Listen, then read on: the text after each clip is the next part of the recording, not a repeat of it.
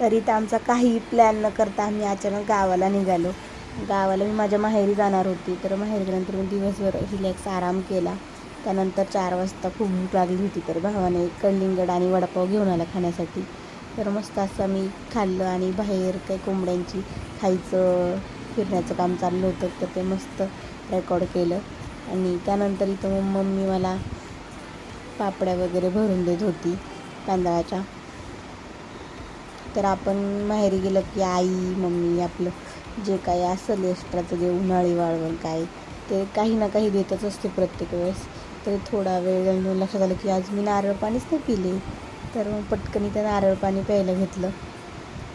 तर इथं नारळ पाणी पित होते तसं समोर लक्ष गेलं तर आमच्या डाळिंब झाडाला खूप सारे डाळिंब लागलेले होते. तर तुम्ही पाहू शकता, खूप छोटं झाड, एवढं मोठं पण नाही, खूप सारे डाळिंब लागले होते. तर इथं मम्मी मला पपई, बटाटे, घरचा झाडाचा कढीपत्ता, पापड्या वगैरे असं काही देत असते ती प्रत्येक वेळेस. आणि इथं माझा चालला होता टाईमपास. तितक्यात मिस्टरांनी फोन केला की आवरून ठेव, आपल्याला जायचं आहे, निघायचं लवकर. आपली तसंच टाईमपास करत बसले.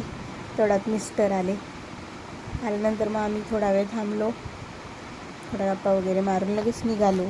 संध्याकाळची 6-6:30 वाजली असतील. तर वातावरण पण खूप छान झालं होतं.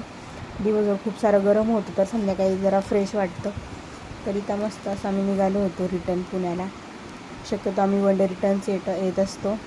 तर कसे वाटतात आमचे शॉर्ट व्हिडिओ तर कमेंटमध्ये नक्की सांगा. आपल्या चॅनलला सबस्क्राईब करा. भेटू तोपर्यंत नेक्स्ट ब्लॉगमध्ये.